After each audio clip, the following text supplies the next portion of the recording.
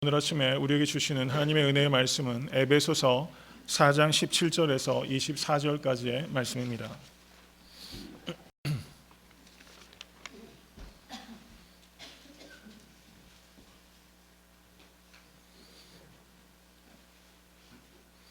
에베소서 4장 17절에서 24절까지의 말씀 다 같이 합독하도록 하겠습니다. 그러므로 내가 이것을 말하며 주 안에서 증거하노니 이제부터는 이방인이 그 마음에 허망한 것으로 행함같이 너희는 행하지 말라. 저의 총명이 어두워지고 저희 가운데 있는 무지함과 저의 마음의 굳어짐으로 말미암아 하나님의 생명에서 떠나 있도다. 저희가 감각 없는 자 되어 자신을 방탕에 방임하여 모든 더러운 것을 욕심으로 행하되 오직 너희는 그리스도를 이같이 배우지 아니하였느니라. 진리가 예수 안에 있는 것 같이 너희가 과연 그에게서 듣고 또한 그 안에서 가르침을 받았을지인데 너희는 유혹의 욕심을 따라 썩어져가는 구습을 쫓는 옛사람을 벗어버리고 오직 심령으로 새롭게 되어 하나님을 따라 의와 진리의 거룩함으로 지으심을 받은 새 사람을 입으라. 아멘. 하나님의 말씀입니다. 지난주에 제가 설교한 그 제목이 뭔지 혹시 기억나세요? 유니티에 대해서 제가 설교를 했고, 오늘 설교의 제목은 퓨리티, 정결함에 대해서 제가 설교를 합니다.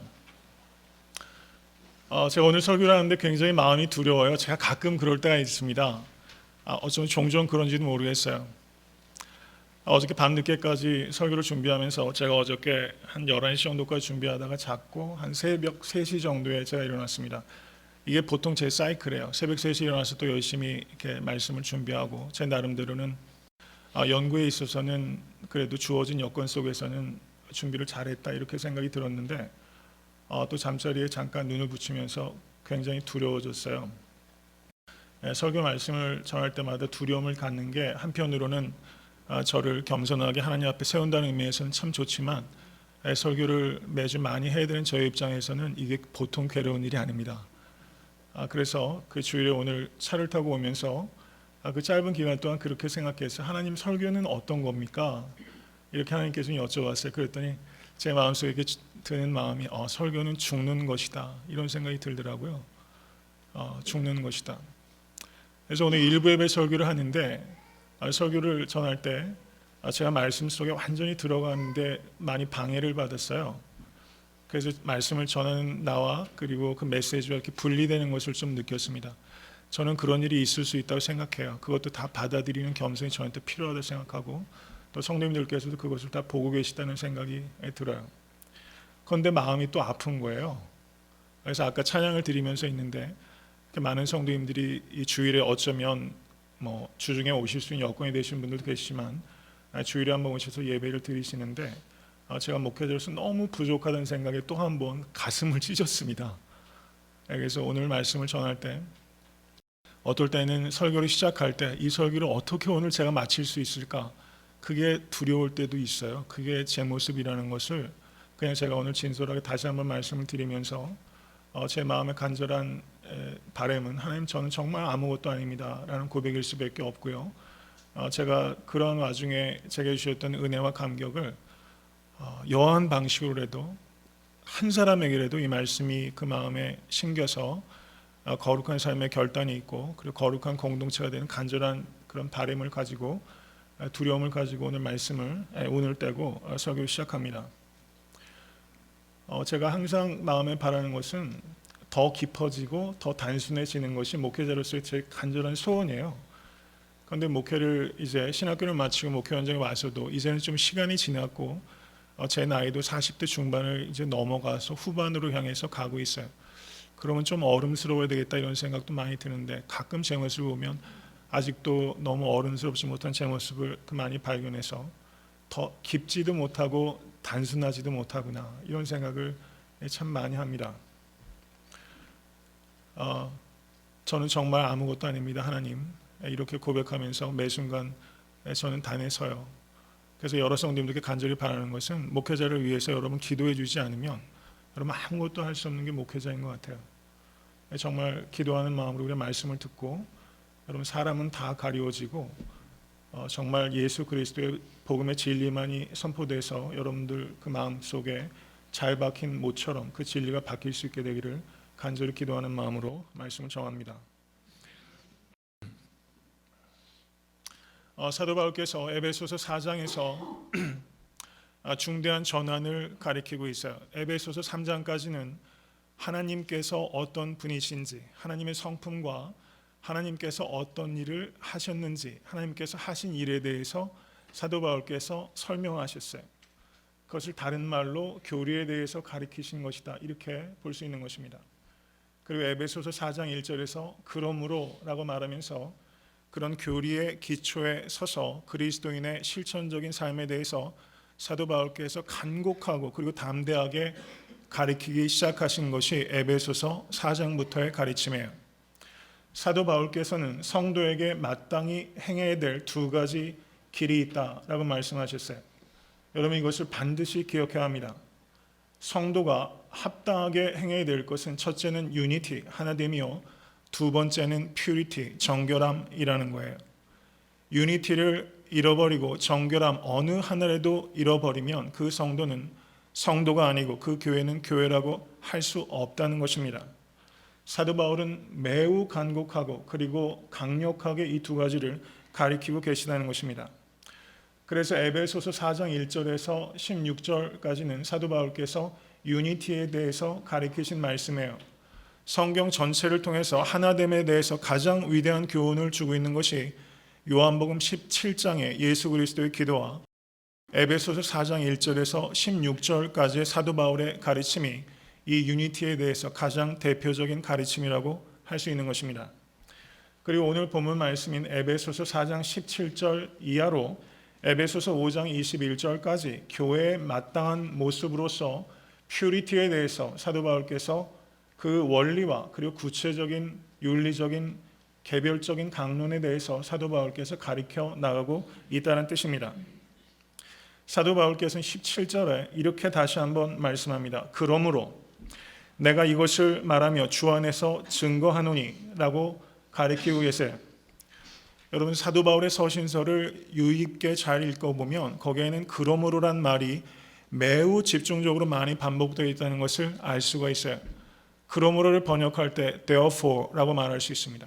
원인과 결과의 관계를 말씀하고 있는 거예요. 여러분, 신앙생활이라는 것은 우리가 무턱대고 믿는 것 아닙니다. 말씀의 근거에서 정확하게 우리가 지식을 얻고 그 지식에 따라서 행동하는 것이 신앙생활이라고 할 수 있는 것입니다. 사도 바울께서 내가 이것을 말하며 주 안에서 증거하노니 라고 사도 바울이 말하는 것과 증거하는 것을 두 번 강조해서 말하고 있어요. 여기에는 사도 바울의 뜨거운 간절함이 여기에 있는 것입니다. 교회는 반드시 정결해야 합니다. 이것을 사도 바울은 정말 혼을 다하여 그것을 말하고 있는 거예요. 여기에는 사도 바울의 사랑과 권위가 동시에 깃들여 있는 것입니다. 사도 바울의 권면은 사랑의 권면이요 권위 있는 권면이라고 할 수 있어요. 여러분, 사람들을 보게 되면 사랑은 있는데 권위가 없는 사람이 있고 권위는 있는데 사랑이 없는 사람들이 있어요. 사랑과 권위 두 가지를 결합하는 것은 매우 어려운 일이고 매우 성숙한 일입니다.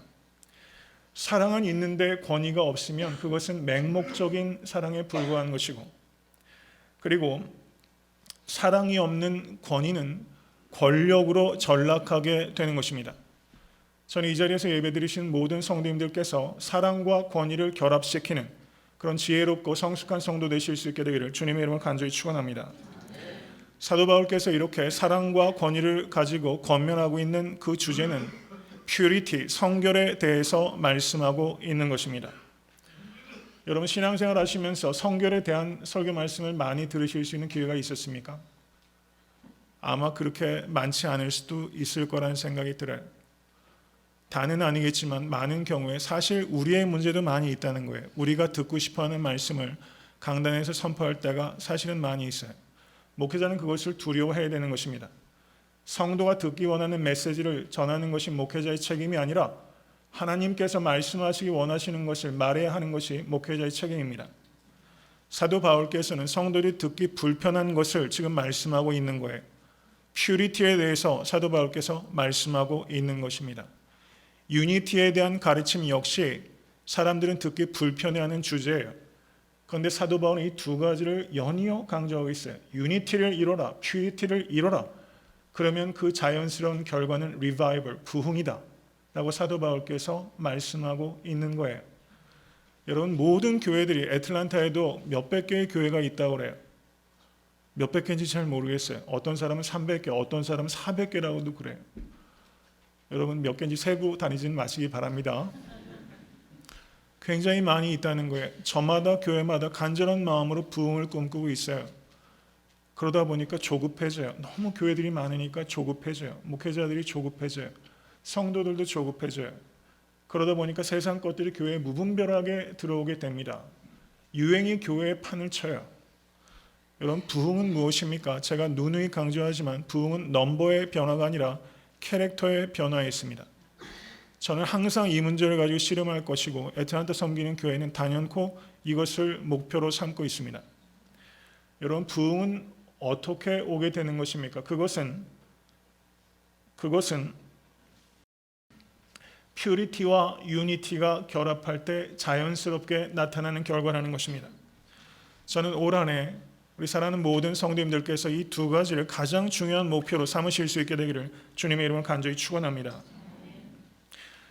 여러분, 성도는 하나님의 전적인 은혜로 구원받은 존재입니다. 믿으십니까? 우리가 성결하였기 때문에 구원받은 것이 아니라 우리는 값없이 죄인이었을 때 하나님의 은혜로 구원받은 겁니다. 성결은 구원받은 백성의 삶의 증거로서 나타나게 되는 것입니다.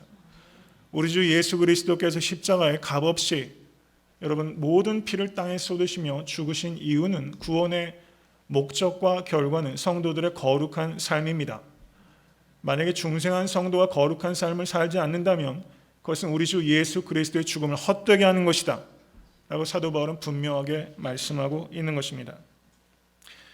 여러분, 우리가 살고 있는 시대는 어떤 시대입니까? 윤리적으로 극도의 극한적인 상대주의에 빠져있는 시대라고 할 수 있습니다. 도덕적으로 혼란한 정도를 넘어서서 도덕적인 붕괴가 벌어지고 있는 것이 여러분과 제가 몸담고 살고 있는 시대라고 할 수 있어요. 여러분, 교회는 침체되어 있고 세상은 부패되어 있습니다. 이것을 회복할 수 있는 능력은 오직 교회 안에 있는 것입니다. 믿으십니까? 여러분, 정치자들이 이것을 구호로 어떤 무브먼트로 이 부패한 세상을 고칠 수 없어요. 그건 불가능한 일이에요. 왜냐하면 그것은 사회적인 문제, 정치적인 문제, 구조적인 문제에 있는 것이 아니라 인간의 죄의 문제이기 때문입니다. 그렇기 때문에 세상을 변화시키고 침체된 교회가 부흥할 수 있는 유일한 능력은 교회가 성결의 능력을 회복하는 데 있는 것입니다. 여러분, 그렇기 때문에 교회가 단연코 추구해야 되는 것은 어떤 efficiency, 효율성이 아니라 purity입니다. 교회에서도 가급적이면 효율적일 필요가 있지만 교회가 효율성을 목적으로 해서 부흥하는 것이 아니고 효율적인 교회가 세상을 바꾸는 것이 아닙니다. 성결한 교회가 세상을 바꿀 수 있다는 것을 여러분 확신할 수 있게 되기를 주님의 이름으로 간절히 축원합니다. 에베소 교인들은 이교를 섬기는 우상 숭배자들이었어요. 그들은 그리스도인다운 삶이 지금 현저하게 결여되어 있는 것입니다. 이것에 대해서 사도 바울께서 에베소서 4장 17절에서 19절까지 에베소 교인들에게 안타까움을 가지고 이렇게 말씀하고 있는 것입니다. 성경을 보시기 바랍니다. 이제부터는 이방인이 그 마음에 허망한 것으로 행한 것 같이 너희는 행하지 말라. 저의 총명이 어두워지고 저희 가운데 있는 무지함과 저의 마음이 굳어짐으로 말미암아 하나님의 생명에서 떠나 있도다. 저희가 감각 없는 자 되어 자신을 방탕에 방임하여 모든 더러운 것을 욕심으로 행하되 라고 사도 바울께서 말씀하고 있어요. 그리스도 밖에 있는 사람들의 삶을 사도 바울께서 이렇게 요약하고 있다는 것입니다. 저는 오늘 여기에 나타난 내용을 자세한 국면들을 다 설교할 수 있는 시간이 없어요. 제가 간단하게 요약을 해서 사도 바울께서 그리스도를 믿지 않는 사람들의 삶을 두 가지로 간단히 요약할 수 있습니다. 그것은 허망한 마음과 허망한 행위라는 것입니다. 허망한 마음과 허망한 행위. 여러분, 예수 그리스도 밖에 있는 사람은 허망한 생각을 하는 것이고 허망한 생각의 자연스러운 결과는 허망한 행위로 나타나게 된다는 사실입니다. 여러분, 현대의 문제를 한마디로 말한다면 허무의 문제라고 할 수 있어요. 여러분, 로로 메이라는 심리학자가 쓴 책 중에 이런 제목의 책이 있습니다. 자아를 잃어버린 현대인이라는 책이 있어요. 여기에서 하는 말은 현대인들은 달리기는 달리는데 어디로 달리는지 알지 못하고 달린다고 말하고 있어요. 어떻게 보면 매우 상식적인 이야기라고 할 수 있습니다. 이유를 모르고 달리고 있어요. 남들이 다 달리고 있기 때문에, 불안하기 때문에, 두렵기 때문에 남들이 달리는 방향으로 달리고 있어요. 열심히 달리다 보면 남들보다 앞서 달릴 수 있습니다. 그런데 남들보다 앞서 달린다는 것이 바른 방향으로 달렸다는 것을 의미하는 것은 아니에요. 여러분, 그렇기 때문에 목적이 없이 달려서 이룬 성취는 나중에 더 큰 공허를 갖다 줄 수 있다는 것을 우리가 깊이 생각해야 됩니다. 다소 불안하고 두려워도 내가 달리고 있을 때 거기서 멈춰 서고 내가 무엇을 위해서 달리고 있는지를 깊이 반문하지 않으면, 여러분, 더 열심히 더 많이 달렸기 때문에 우리는 더 많이 되돌아가야 되는 거예요. 여러분, 열심보다 중요한 것은 항상 방향의 문제라는 것을 깊이 생각하실 수 있기를 간절히 바랍니다. 나이와 상관없이 잘못된 방향으로 가고 있다면 그것을 단호하게 돌이킬 수 있어야 돼요. 여러분, 회개를 영어로 repentance라고 합니다. 그런데 repentance란 말의 뜻은 이런 뜻이에요. 고대 사회에서 이 회개란 말은 길을 잃어버렸다라는 것을 인정하는 거예요. 여러분, 길을 혹시 잃고 계시진 않습니까? 여러분, 길을 잃고 계시다면 그것을 인정하시고 새롭게 시작하실 수 있는 우리 사랑하는 모든 성도 되실 수 있게 되기를 간절히 바랍니다. 에베소 사람들은 이전에 우상 숭배할 때 가지고 있었던 삶의 습관들을 아직까지 버리지 못하고 있었습니다. 그들은 매우 풍부한 종교적인 상상력이 있었지만 매우 빈곤한 윤리적인 삶을 살고 있었어요. 여러분, 이것은 에베소 교인의 문제가 아니라 바로 우리들의 문제라는 것을 인정해야 합니다. 여러분, 교회의 윤리성이 현저하게 지금 땅에 떨어져 있어요. 에베소 교인이 갖고 있는 문제가 바로 현대의 모든 기독교인들의 문제라는 것을 우린 깊게 생각해야 되는 것입니다. 이것에 대해서 사도 바울께서 20절에 이렇게 질타하고 있는 것입니다. 20절 말씀을 보십시오. 오직 너희는 그리스도를 이같이 배우지 아니하였느니라. 오직 너희는 이라고 말하면서 이 너희는을 강조하고 있어요.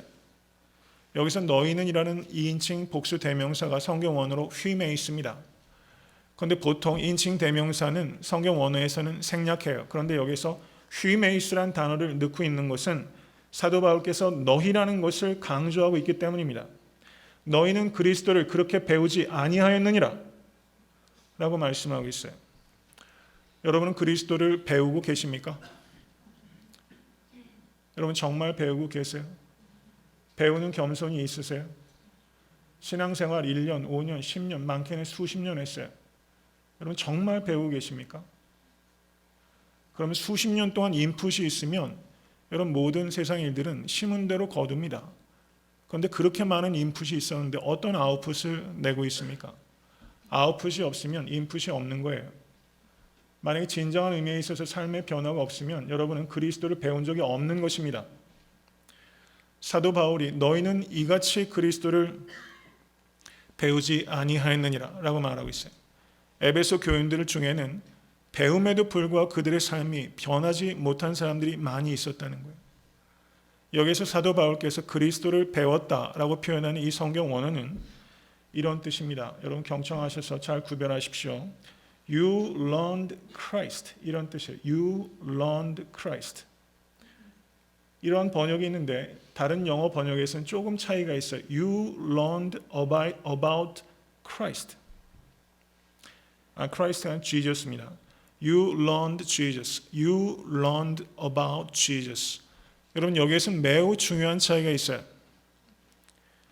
그리스도에 대하여 배우는 것과 그리스도를 배우는 것은 차이가 있다는 것입니다.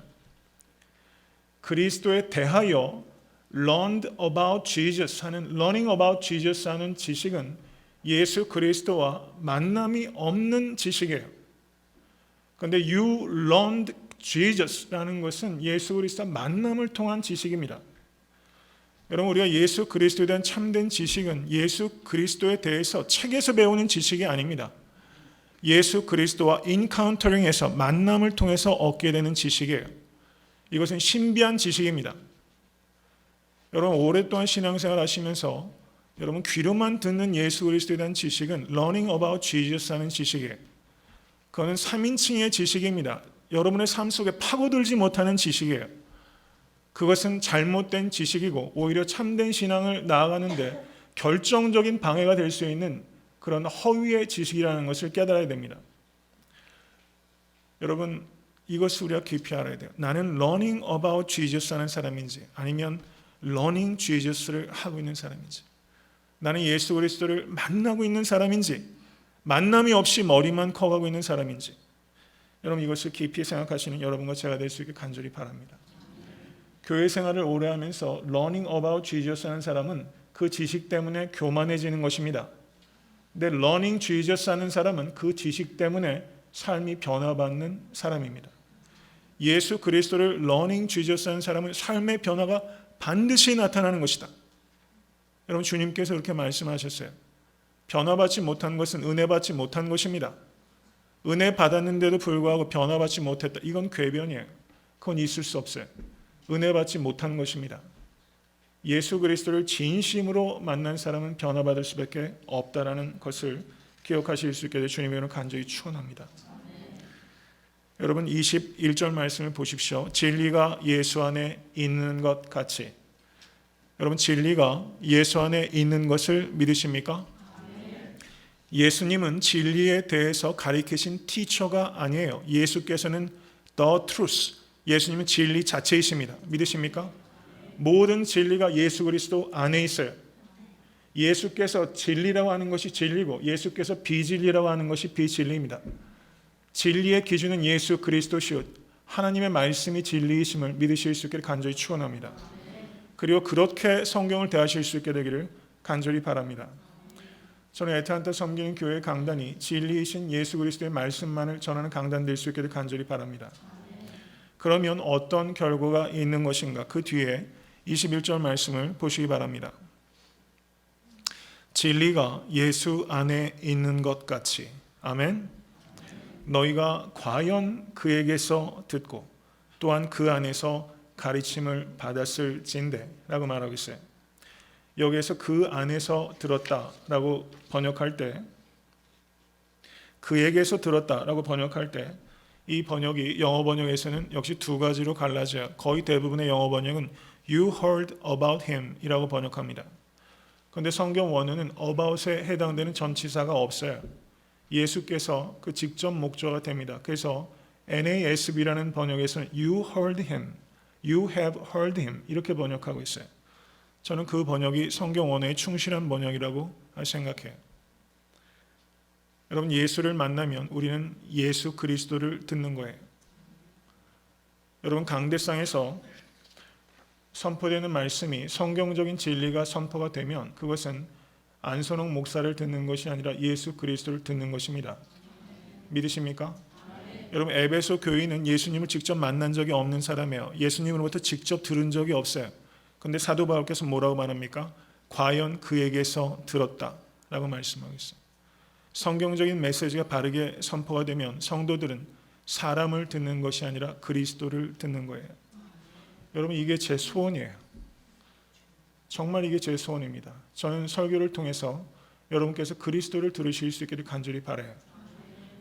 이 강대상에서 오직 예수 그리스도 진리만이 선포되는 강단 될 수 있게 되기를 간절히 소원합니다. 여러분, 고골리라는 러시아의 그 문호가 있어요. 이 고골리라는 사람이 쓴 단편 소설 중에 고급 외투라는 소설이 있습니다. 거기에 나오는 작은 에피소드가 우리에게 많은 것들을 생각하게 해요. 그것을 좀 소개하고자 합니다. 러시아 사람들 이름이 굉장히 어려워요. 이 노인의 이름이 아카키예비치예요. 아카키예비치라는 노인이 살고 있었습니다. 사람들이 이 노인에게 물었어요. 할아버지, 당신의 소원은 무엇입니까? 그럼 그때마다 이 할아버지는 항상 주저함이 없이 단호하게 얘기를 해요. 내 인생의 목표는 아주 고급 외투를 한 벌 갖는 것입니다 라고 대답했습니다. 그리고 이 노인은 그 고급 외투를 얻기 위해서 평생 동안 열심히 일하고 저축했어요. 그리고 드디어 80루블의 돈을 저축해서 꿈에 그리던 그 외투를 샀다는 것이 소설에서 나오는 내용입니다. 그런데 이 노인이 드디어 그 외투를 사던 날, 그날은 고급 외투 한 벌을 산 게 아니라 그 인생의 성공한 날이었어요. 그리고 그 외투를 가지고 집으로 돌아갈 때 그 흥분은 말할 수가 없었습니다. 그런데 가는 길에 그만 강도를 만나서 그 고급 외투를 강탈당해버리고 말았어요. 그는 외투를 잃어버린 것이 아니라 성공을 잃어버렸어요. 그는 외투를 잃어버린 것이 아니라 희망을 잃어버리게 된 것입니다. 그래서 이 노인이 절망에 빠졌고 시름시름 앓다가 죽고 말았어요. 소설 같은 이야기예요. 여러분, 외투 잃어버렸다고 아파하지 말게 되기를 바랍니다. 이 소설의 이야기인데 가만히 생각해 보면 우리의 모습을 너무 적나라하게 드러내요. 여러분, 사실상은 거의 대부분의 사람들이 고급 외투를 마련하기 위해서 인생을 살아요. 여러분, 그렇지 않습니까? 고급 외투가 무엇인가 다른 것일 수 있지만 고급의 물질적인 무엇인가를 만들기 위해서 삶을 거기에 드리고 있어요. 여러분, 인생의 목표가 고급 외투를 마련하는 것에 있지 않게 되기를 주님의 이름으로 간절히 축원합니다. 로마서 13장 11절과 12절은 이렇게 말씀합니다. 경청하십시오. 또한 너희가 이 시기를 알거니와 자다가 깰 때가 벌써 되었나니 이는 이제 우리의 구원이 처음 믿을 때보다 가까웠음이니라. 밤이 깊고 낮이 가까웠으니 그러므로 우리가 어두움의 일을 벗고 빛의 갑옷을 입자라고 사도 바울이 말씀하셨어요. 자다가 깰 때가 벌써 되었나니 라고 말씀하고 있는 것입니다. 여러분, 우리는 지금 깨어나야 될 때입니다. 우리가 준비해야 되는 것은 고급 외투가 아니라 빛의 갑옷을 준비하는 것입니다. 우리의 필생의 목적은 결코 고급 외투 따위가 될 수 없어요. 우린 빛의 갑옷을 준비하면서 살아가는 것입니다. 여기서 로마서 13장 12절에 어두움의 일을 벗고 라고 했을 때 그 벗는다라는 동사와 에베소서 4장에 나타나는 옛사람을 벗어버린다 라고 했을 때 그 동사가 똑같은 단어가 사용되고 있습니다. 아포티셈이라는 단어가 사용되고 있어요. 이 단어의 뜻은 throw off 한다는 뜻이에요. 던져버리다. 그리고 put in prison, 감옥에 유폐시키다 이런 뜻이 있어요. 옛사람을 던져버린다는 뜻은 옛사람을 멀리 귀양 보내서 거기에 가둬버리다 라는 뜻이 있어요. 여러분, 우리는 예수 그리스도를 영접하는 순간 하나님의 자녀가 된 사람들입니다. 믿으십니까? 그때 옛사람은 죽었어요. 믿으십니까? 이것을 영적인 지식이라고 그래요. 여러분, 예수님을 주와 그리스도로 진심으로 영접했으면 2000년 전에 골고다에서 예수께서 십자가에 달리실 때 우리는 영적으로 예수 그리스도와 더불어 십자가에 달려 죽은 것입니다. 믿으십니까? 우리가 의롭다 인정을 받은 것은 우리가 예수 그리스도 안에서 죄값을 치렀기 때문이에요. 옛사람은 죽었습니다. 이것이 복음이에요. 이것이 구원의 확신입니다. 그런데 사도 바울께서 죽어버린 옛사람을 던져버리라 라고 가르치고 계신 거예요. 이건 모순 아닙니까? 이미 죽은 사람을 어떻게 던져버립니까?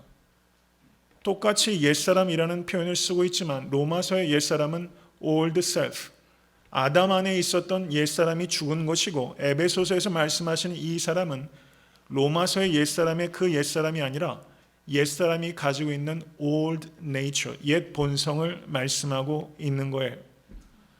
성경을 읽으실 때 우리가 각별하게 유의해야 되는 것은 똑같은 단어가 쓰였다 할지라도 그것이 그 문맥 속에서 어떤 의미를 전달하고 있는가 하는 것에 대해서 민감해져야 된다는 것입니다.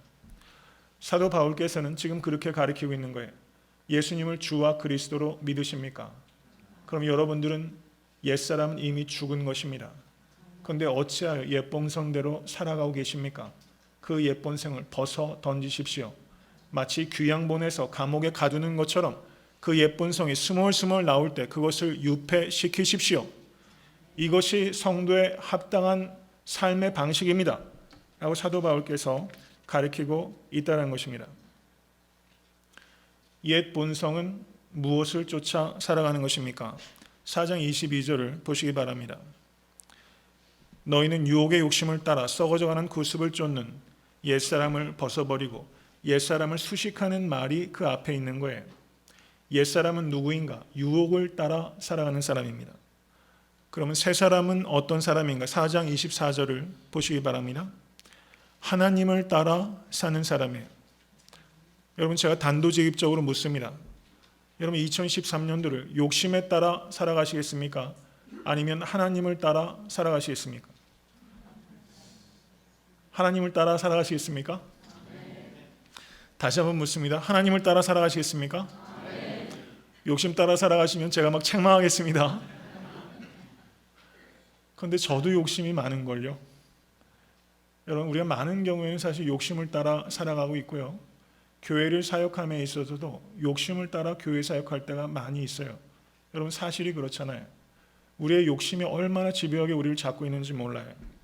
올 한해 살아가실 때 성도님들 아멘 하신 대로 욕심을 따라 살 것이 아니라 하나님을 표대 삼아 살아가시는 모든 성도 되실 수 있게 되기를 주님의 이름으로 간절히 축원합니다. 여러분, 옷 잘 입는 분들이 계신 것 같아요. 우리 교회 성도님들은 다 옷을 잘 입으시는 것 같아요. 맞습니까? 옷을 잘 입는다고 했을 때 그 잘 입는다는 뜻이 좋은 옷, 비싼 옷을 입는다는 뜻은 결코 아닐 거예요. 옷을 잘 입는다는 뜻은 때에 잘 맞는 옷을 입는 것을 옷을 잘 입는다라고 말하는 것입니다. 지금 우리가 살고 있는 때는 언제입니까? 시작된 종말과 완성될 종말 사이를 살고 있는 것입니다. 지금은 마지막 때입니다. 믿으십니까? 마지막 때에는 어두움의 옷을 벗어 버려야만 되는 것입니다. 빛의 갑옷을 입는 것이 때에 맞는 옷이라는 것입니다. 여러분, 옷을 입는 것에 따라 그 사람의 태도와 그리고 행동이 바뀌게 되는 것입니다. 여러분, 빛의 갑옷을 입으면 빛의 자녀의 태도와 그리고 행동을 하게 된다는 것입니다. 우리가 여기에서 사도 바울께서 옛사람을 벗어 던지라 라고 했을 때 여기에서 사도 바울이 가리키는 것은 옛옷을 기워서 입으라는 뜻이 아니라는 거예요. 옷을 고쳐 입으라는 것이 아니라 옛옷을 벗어 던지라 라고 사도 바울께서 가리키고 있다는 것입니다. 예수님께서 마가복음 2장 21절을 보시면 생배 조각을 낡은 옷에 붙이는 자가 없나니 만일 그렇게 하면 기운 새 것이 낡은 그것을 당기어 헤어짐이 더하게 되느니라 라고 말씀하셨어요. 기워서 되는 것이 아니라 바꿔야 된다는 것을 항상 기억하실 수 있게 되기를 바랍니다. 그리고 23절을 보시면 사도 바울께서 두 번째 명령을 주고 있습니다. 그것은 오직 심령으로 새롭게 되어 라는 뜻이에요. 이 번역에 대해서는 학자들 간에 굉장히 많은 논란이 있었어요. 이것의 의미를 저는 생각할 때 복음주의 신약학자 중에서 굉장히 세계적으로 유명한 저명한 학자가 있는데 그분의 이름이 고든 피라는 분입니다. 그분이 이 부분을 번역할 때 성경 원어 자체는 토푸뉴마티라는 부분이 있어요. 이것은 성령으로라는 뜻입니다. 근데 많은 번역에서 이 부분을 그냥 생략하고 있어요. 그래서 고든 피는 이것을 번역할 때 이렇게 번역합니다. 성령으로 마음을 새롭게 하여 라고 번역하고 있어요. 저는 이 번역이 타당하다고 공감합니다. 여러분, 영어 번역을 보시면 많은 번역들이 있어요. 그 중에서 그러한 성경 원어에 충실한 번역이 NLT라는 번역이 있습니다. 거기에서는 이렇게 번역하고 있습니다. Let the Spirit renew your thoughts and attitudes 라고 번역하고 있어요. 우리의 생각과 태도를 renew하는 게 누굽니까? Let the Spirit. 성령께서 우리의 생각과 태도를 바꿔주시는 것입니다. 믿으십니까? 여러분, 내 마음이 내 마음대로 됩니까?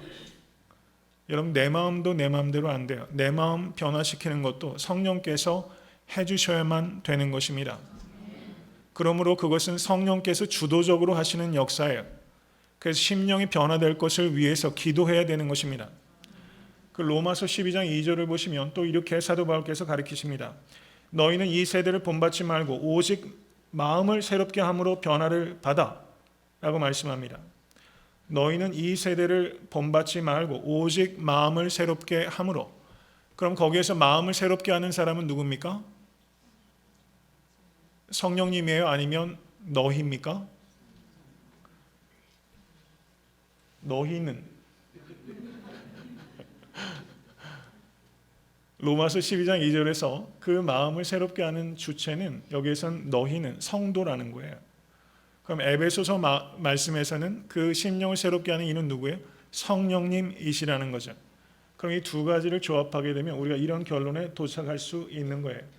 사람의 마음을 주도적으로 바꾸시는 이는 성령님이시고 그 마음을 바꾸는 일에 우리는 매우 책임적인 역할이 주어져 있다라고 말할 수 있는 거예요. 그러므로 우리의 마음을 바꾸는 것은 성령님과 여러분이 같이 하는 일이에요. 그리고 그것을 누가 주도적으로 하세요? 성령님께서 하시는 거예요. 그렇기 때문에 마음을 바꾸는 것은 기도해야 되는 일이고 그리고 순종해야 되는 일입니다. 여러분 제일 바꾸기 어려운 게 뭐예요? 마음이에요. 마음 하나만 바꿔 먹으면 편안한데 그게 잘 안 바뀌어요. 여러분 오난에 살면서 그 심령이 새로워질 수 있게 되길 주님을 간절히 바랍니다. 마음이 변하는 것을 그리스도의 성품을 담는다라고 말하는 거예요. 여러분 퓨리티는 두 가지를 의미하는 거예요. 그리스도의 성품을 담는 것과 그리스도의 삶을 담는 거예요. 그리스도의 성품을 담는 것을 내면적인 성결이라고 하고 그리스도의 삶을 담는 것을 외면적 성결이라고 합니다. 내면적 성결이 이루어지면 외면적 성결은 따라와요. 그런데 간혹가다 외면적 성결은 있는데 내면적 성결이 없는 사람이 있어요. 이것을 위선이라고 하는 것입니다. 바리새인 같은 사람이 그런 사람이고 목회자가 그런 위선을 할 수 있는 가장 위험에 노출된 사람이 바로 저 같은 사람이라고 할 수 있어요. 여러분 내면적 성결을 이루실 수 있기를 주님을 간절히 축원합니다.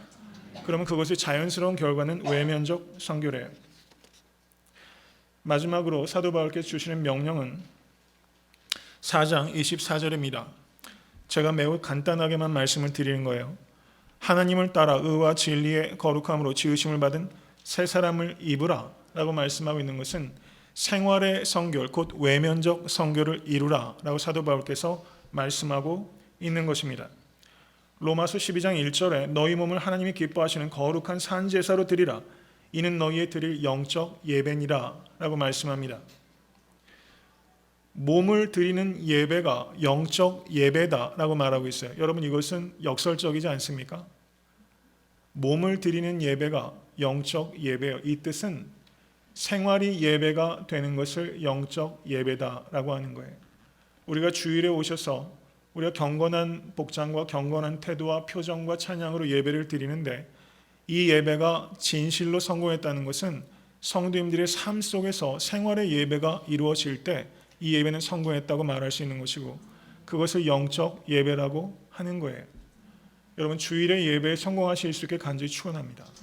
그리고 예배의 성공이 삶에서 증거될 수 있기를 간절히 바랍니다.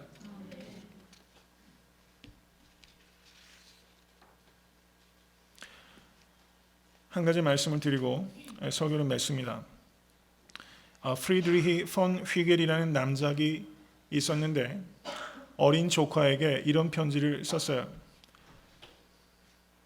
여러분 경청하십시오. 깊은 이야기입니다.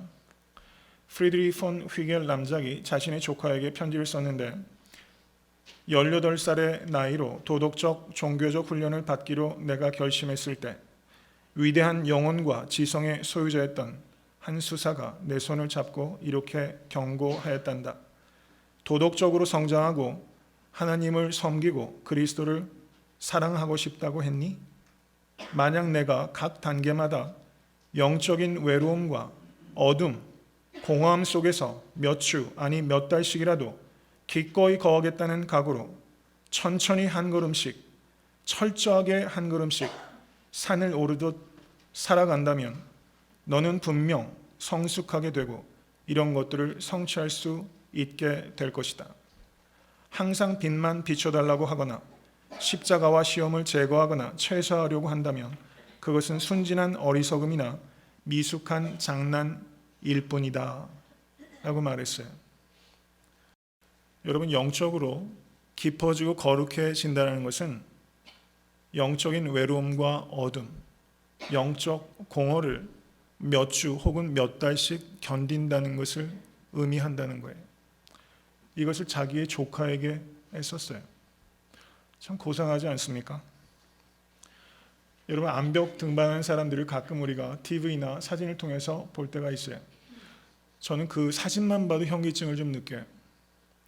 암벽 등반을 하는 것을 보게 되면 암벽 등반의 그 깎아진 듯한 암벽을 수백 미터, 경우에 따라서는 그거보다 높은 고도를 올라가요. 그런데 암벽을 등반해서 정상에 오르는 과정을 보면 뭔가 특별한 일이 있는 것이 하나도 없어요. 그저 손에 잡히는 그 작은 것 하나하나를 밟아가면서 거기에다 못을 치고 자의를 연결하는 매우 단순한 일을 매우 신중하게 그리고 매우 일관되게 했을 때 비로소 암벽 끝에 올라갈 수 있게 된다는 것입니다. 여러분, 저는 그렇게 암벽을 위험하게 타는 사람들을 보면 도대체 왜 저렇게 위험한 취미를 택했을까라는 궁금증을 가질 때가 있어요. 암벽을 타는 사람들이 가끔은 그렇게 합니다. 암벽을 타다가 밤이 내려오게 되면 거기에다 그물과 같은 그런 침대를 만들어서 거기에 쑥 들어가서 마치 매미처럼 거기에 대롱대롱 매달려서 그 위험한 암벽 속에서 하루 저녁을 거뜬히 지내요. 여러분, 우리가 세상에 살면서 그리스도의 성품과 삶을 산다는 것은 바로 그렇게 암벽을 타는 것과 같아요. 그러한 삶을 지향하지 않는 사람에게는 그것은 너무 더디고 너무 어리석게 보이고 너무 위험하게 보이는 일일 수 있다는 거예요. 그런데 그 일을 어떻게 합니까? 매우 단순하고 그리고 매우 반복적인 일들을 매우 신중하게 그리고 끝까지 달성했을 때 암벽 끝에 올라가게 되는 것입니다. 여러분, 거룩의 높은 수준의 거룩에 도달하는 길은 하나도 특별한 일이 있는 것이 아니에요. 매 순간 예배를 진실하게 드리고 나에게 주시는 말씀을 그 말씀을 먹고 그리고 내가 깨달은 말씀을 순종하는 암벽 타기의 결과가 높은 수준에 올라가는 거예요. 그런 와중에 사도 바울은 오호라 나는 곤고한 자로다 라고 고백했던 것입니다. 여러분, 오호라 나는 곤고한 자로다 라고 고백이 없기 때문에 문제인 거예요. 오호라 나는 곤고한 자로다는 고백이 있을 때 그 사람은 높은 수준의 영성을 경험할 수 있는 것입니다. 여러분, 스코틀랜드의 저명한 목사인 로버트 맥체인이 이렇게 기도했습니다. 주님, 구원받은 죄인이 성결에 질 수 있는 한계까지 나를 성결하게 하여 주시옵소서. 이 기도가 여러분과 저의 기도가 될 수 있게 되기를 주님의 이름으로 간절히 축원합니다.